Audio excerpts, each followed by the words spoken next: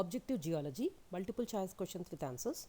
So this is the solved question paper of GATE 2012 question paper, and I hope this solved question paper is useful for various competitive exams like CSIR, NET-GATE, GSI and other exams.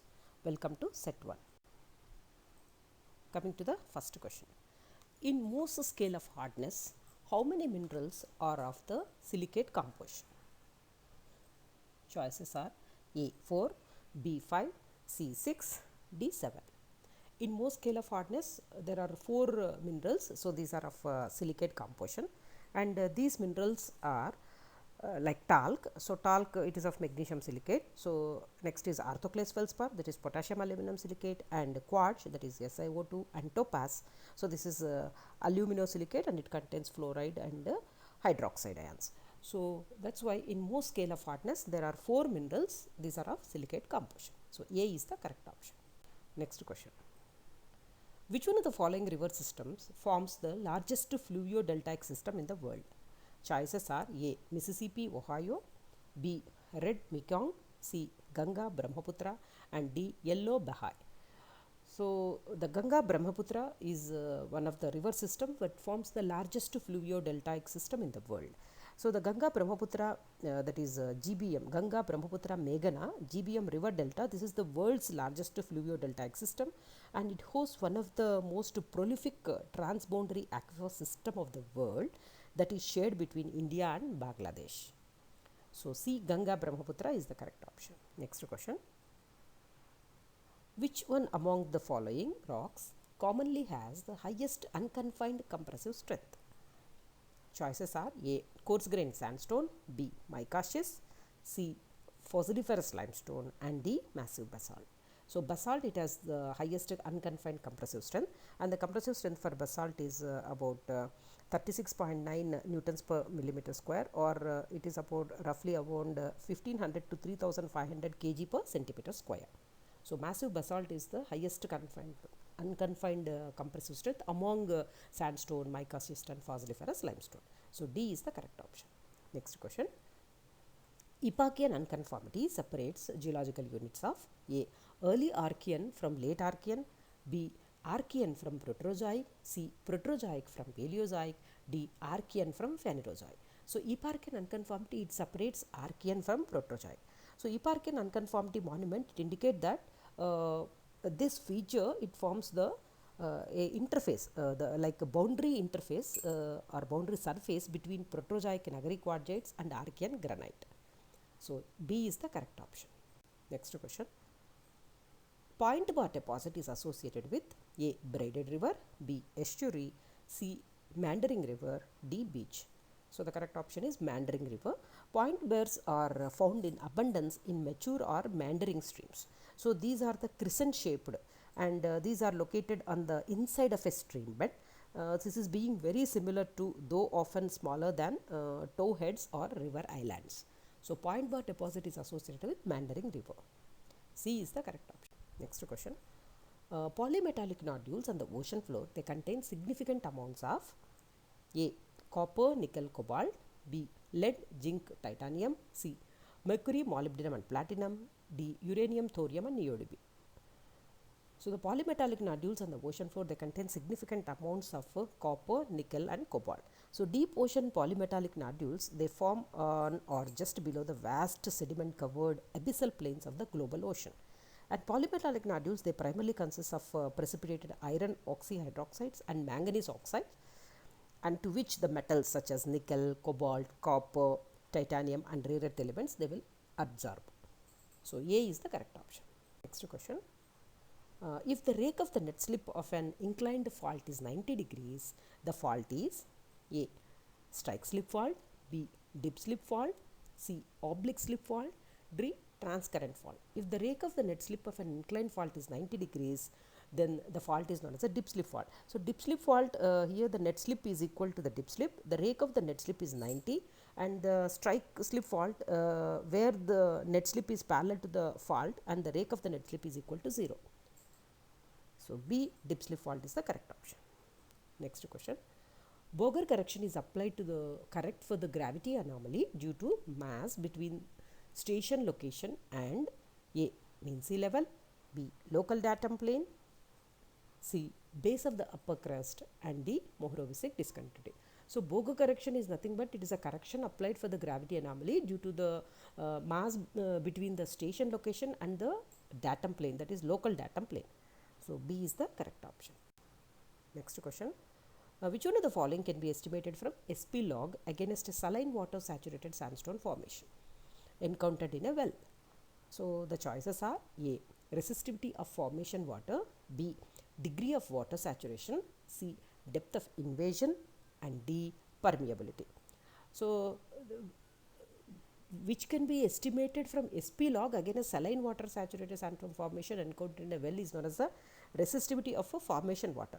So formation water resistivity, it represents the resistivity value of the water. It is nothing but the uncontaminated by drilling mud. So that saturates the porous formation. Next question. During its orbital motion around the sun, the earth is nearest to the sun on A. March 21, B. July 4, C. September 23rd, and D. January 3rd. So the correct option is January 3rd. Perihelion is the point in the orbit of a planet at which the planet is closest to the sun. Because on 3rd January, the earth is nearest to the sun. This is about 147 million kilometer. About 2 weeks after the December solstice, when it is winter in the northern hemisphere. So during its orbital motion around the sun, the earth is nearest to the sun on January 3rd. So D is the correct option. Next question. Which one of the following can be best explored using electromagnetic method? A. Oil bearing strata, B. Coal bearing strata, C. Disseminated sulfide deposit, D. Massive sulfide deposit. So the correct option is massive sulfide deposit can be best explored using electromagnetic method. Both the airborne and the ground electromagnetic techniques are effective in detecting massive sulfide mineralization, but only if the sulfide grains in the deposit are electrically connected. So D. Massive sulfide deposit is the correct option. Next question. The most sensitive instrument for magnetic survey is A. Magnetic field balance, B. Flux gauge magnetometer, C. Optically pumped magnetometer. So the correct option is D. Optically pumped magnetometer. Optically pumped magnetometers instrument for measuring the strength and sometimes the direction of the magnetic field, including those on or near the earth and in space. So magnetometers are also used to calibrate electromagnets and permanent magnets and to determine the magnetization of the materials. So optically pumped magnetometers, they use alkali metals from the first column of the periodic table such as cesium and potassium. So the most sensitive instrument for magnetic survey is known as a optically pumped magnetometer. D is the correct option. Next question. Which physical property of the medium governs the response of ground penetrating radar, that is GPR? The choices are A. Electrical conductivity, B. Electromagnetic conductivity, C. Seismic wave velocity, D. Electrical permeability, that is also known as dielectric permittivity. So this is the physical property of the medium which governs the response of the GPR. So the most important physical property to GPR is known as a dielectric permittivity. So as it greatly influences the velocity, attenuation, reflection, refraction, and transmission of radio waves. So D. Electrical permittivity or dielectric permittivity is the correct option. Next question. Out of the following gases, which one has the highest contribution towards the greenhouse effect on the earth? So the choices are A. Carbon dioxide, B. Carbon monoxide, C. Methane, D. Water or H2O. So the correct option is H2O. Water vapor is the most important greenhouse gas overall. So why? Because this is being responsible for 41 to 67% of the greenhouse effect. But its global concentrations are not directly affected by human activity. This is the important point. So H2O is the highest contribution towards the greenhouse effect on the earth. Next question.